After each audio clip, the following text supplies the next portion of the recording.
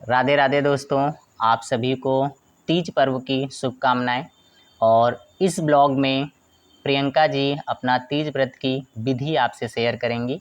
सबसे पहले इन्होंने एक चौकी लिया है और उस पर एक आसन लगाया है और एक शिव परिवार की तस्वीर ली है जो बहुत ही प्यारी है, जिसमें आप देख पा रहे होंगे भगवान शिव, माता गौरा, कार्तिकेय और गणेश जी हैं। अब इन्होंने इस तस्वीर पर माला अर्पण किया है।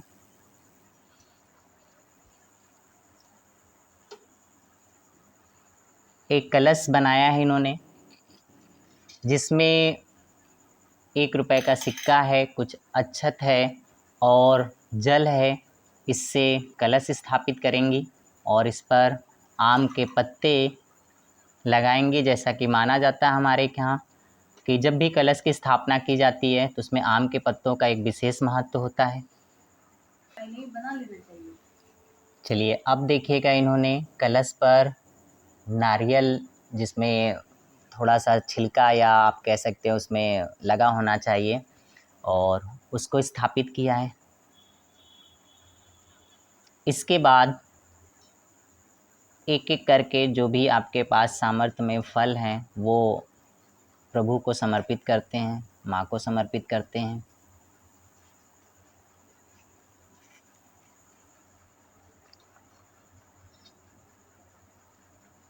इसके बाद ये दीप प्रज्वलित करेंगी।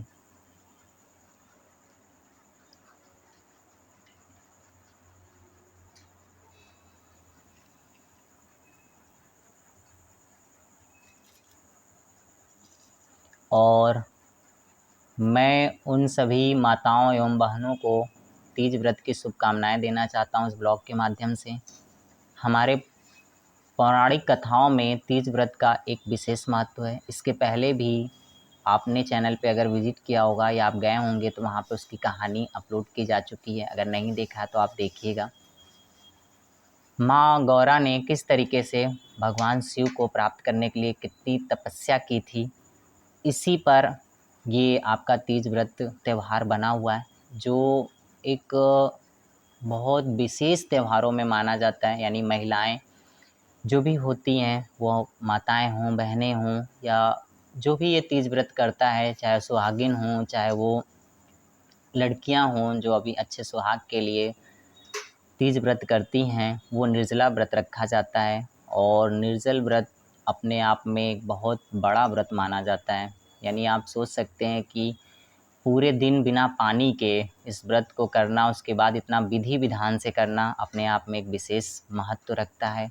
और पुराणों में भी इसका जिक्र किया गया है कि माँ गौरा ने या पार्वती माँ ने शंकर जी को प्राप्त करने के लिए अपने सखियों के द्वारा किस तरीके से हरण की जाती हैं और इतनी तपस्या करती हैं। क्योंकि ऐसा भी माना जाता है, पहले माँ का जो विवाह की बात थी प्रभु विष्णु से थी, लेकिन वो कहीं ना कहीं भगवान शिव को अपना जीवन साथी अर्धांगिनी मान चुकी थी। इसकी वजह से ही उन्होंने ये तप किया और फिर शिव से, यानी माँ गौरा को, उनका मन चाहा वर मिलता है। तो तीज व्रत का उद्देश्य भी यही होता है कि जो सुहागिन हैं अपने सुहाग के लिए प्रार्थना करती हैं, और जो हमारी बहनें हैं जो अभी जिनका विवाह नहीं हुआ, वो लोग भी अच्छे वर के लिए यह व्रत करती हैं। और यह व्रत हर वर्ष भाद्र पक्ष के तृतीया को यह पूजा संपन्न की जाती है या मनाई जाती है। और आज भी दोस्तों वही दिन है पूरे भारत में कहीं ना कहीं जहाँ पे इस पूजा का प्रावधान है। सभी माताएं और बहनें इस पूजा को संपन्न कर रही होंगी। मैं प्रभु से यही कामना करता हूँ इस ब्लॉग के माध्यम से, और प्रियंका भी यही कामना करना चाहती हैं कि सभी स्वस्थ रहें और सभी इस पूजा पाठ को अच्छे से संपन्न करें। जो उनका उद्देश्य है या जो उनकी कामनाएं हैं वो माँ सरस्वती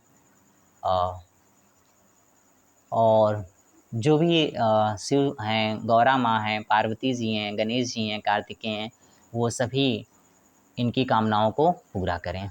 अब देखिएगा, प्रियंका ने एक एक करके जो भी भगवान के लिए श्रद्धा है, जैसे फल, मिठाई और बेलपत्र, धतूरा, भांग, फूल, माला, ये सभी एक-एक करके प्रभु को समर्पित कर रही हैं।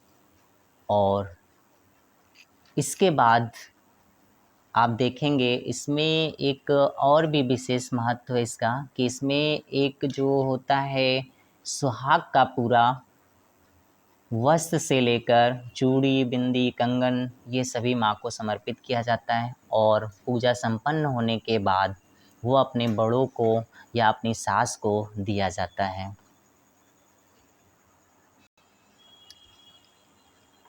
अब देखिएगा, इन्होंने जो शिव परिवार की प्यारी सी तस्वीर है उसको मालार्पित किया और उस पे चुनरी चढ़ाई, और इसके बाद जो माँ को चढ़ता है और जो प्रभु को चढ़ता है वो एक-एक करके इन्होंने चढ़ा लिया है, जिसमें आप फल, मिष्ठान और धूप बत्ती, दीप प्रज्वलित कर लिया है, कलश की स्थापना कर लिया इन्होंने।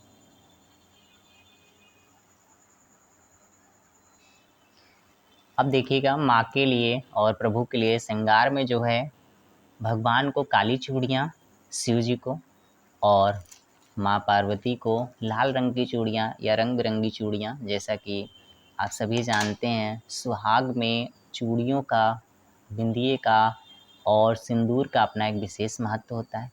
इसके बाद इन्होंने मिष्ठान में आप बर्फ़ी, मिठाई, लड्डू, कुछ भी आप कर सकते हैं जो आपकी श्रद्धा हो। प्रभु कभी नहीं कहते हैं कि आप हमको ये चीज़ समर्पित कीजिए तभी हम आपकी कामना पूरा करेंगे। प्रभु कहते हैं सच्चे मन से और आस्था अगर है तो वो सभी कामनाएँ आपकी पूरी करते हैं।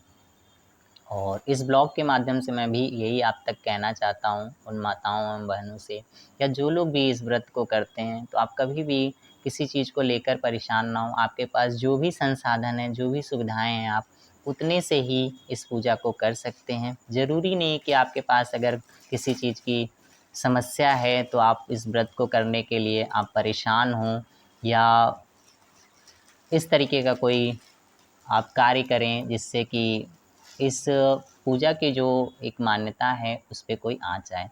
अब देखिएगा, माँ को और प्रभु को ये तिलक करेंगी।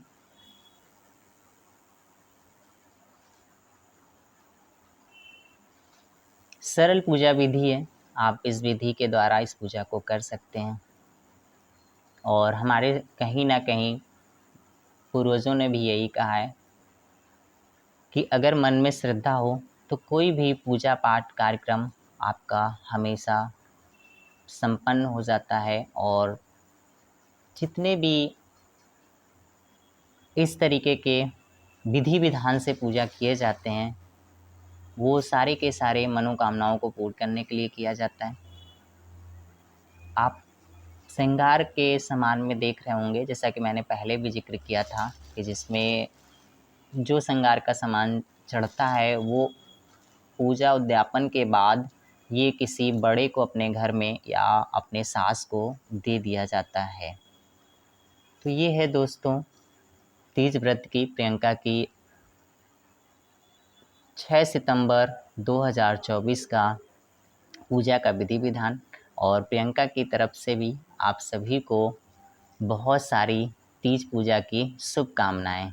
फिर मिलते हैं नेक्स्ट ब्लॉग में। पहली बार जो लोग चैनल पर विज़िट कर रहे हैं या मिल रहे हैं, चैनल को सब्सक्राइब करिए, शेयर करिए और हमसे ऐसे जुड़े रहिए। हमारा हमेशा ये प्रयास रहता है आपके लिए जो भी हो पाएगा इस चैनल के माध्यम से हम सब कोशिश करेंगे पहुंचाने की। राधे राधे।